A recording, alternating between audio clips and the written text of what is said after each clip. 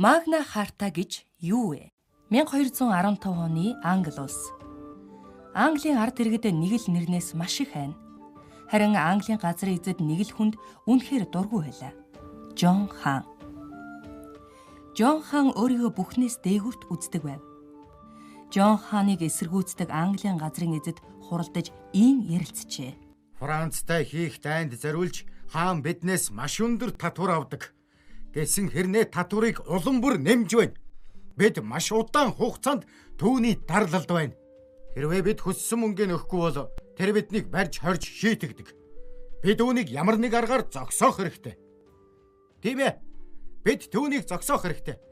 Түүний хийж байгаа удахгүй дайны зардлыг бид төлөх ёсгүй. Энэ бүхэн удахгүй дуусна гэж тэр амласан шүү дээ. Тэр үргэлжил тэгж амладаг шүү дээ. Одоо хангалттай. Түүнийг амлсандаа хүрдэг байх тийм л зүйлийг бид бодож олж хийх хэрэгтэй байна. Тийм шүү. Бид ямар нэгэн зүйл хийх хэрэгтэй. Ямар нэгэн зүйл хий. Бидний эгч дүүс Жон хааны зарилгаар өөрсдийн дургүй хүнтэй гэрэлсэн. Тэр биднийг шудраг шүүхгүйгээр шийтгэж бидний эзэмшлийн газраас өөрийн дураар авдаг. Жон хаан өөрийгөө хуулиас дээгүүр гэж үздэгт хамаг учир байна. Бидний эрх чөлөө хуулиар хамгаалагдах ёстой. Хаан хүртэл дагаж мөрдөх ёстой. Тийм хууль бидэнд хэрэгтэй. Жон хаан тэр дүрмийг дагна гэж юу? Тэр бидний эрх чөлөөгч юм чинээ тоодгүй шүү дээ. Тэгвэл бид өөрсдийн эрх чөлөөг тунхаглая. Бүгдээрээ хаанд шаардлага тавьж тэр бидний дүрмийг дагах ёстой. Хэрвээ тэр дагахыг зөвшөөрөхгүй бол яах вэ? Тэгвэл бид айран босгож Лондон хотыг эзэлж түүнтэй дайн зарлах болно. Энгүүл Жон хаан бидний үгийг сонсохоосоор сонголтгүй болох болно. Зөвхөн Английн газрын эзэд Жон хааны эсрэг байсангүй. Шашны тэргүүд, лам нар болон энгийн иргэд ч гэсэн хааны дарлалыг эсэргүүцэж байлаа.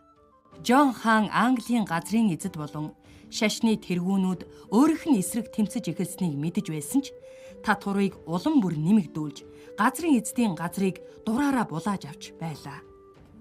Эрхэмдээцээ. Английн газрын эзэд Лондон хотыг эзэлсэн гэж загтал ирүүллээ. Надад айх зүйл алга.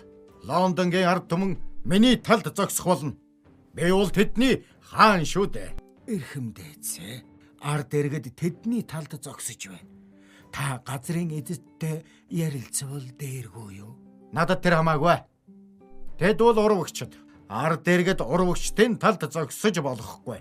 Би урвагчдтай ярилцахгүй. Жон хаан буруу бодож байжээ. Жон хааныг дэмжих нэг ч хүн үлдсэнгүй. Ингээд 1215 оны 6 дугаар сарын 15-ны өдөр Виндзорын ойролцоох Ранимед гэх газар Жон хаан Английн газрын эзэдтэй уулзжээ. Английн газрын эзэд Жон хаанд 63 дүрэн бичсэн баримт бичиг танилцуулж, уг баримт бичигт гарын үсэг зурхыг шаарджээ. Энэ бол хүн төрлөختний түүхэн дэх хамгийн чухал баримт бичиг болох эрх чөлөөний Магна Харта байлаа. Эмэгтэйчүүд өөрийн дургүй хүнтэйгээ гэрлэхгүй байх ёстой.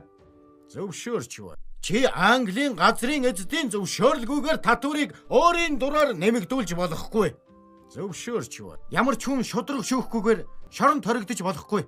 Зөвшөөрч байна. 25 газрын эзэн язгууртан чиний дэргэд байж чамайг эдгээр дүрмийг биелүүлж байгааг хянах болно. Цаашид төрийн үйл хэргийг чи ганцаараа дураараа явуулах эрхгүй.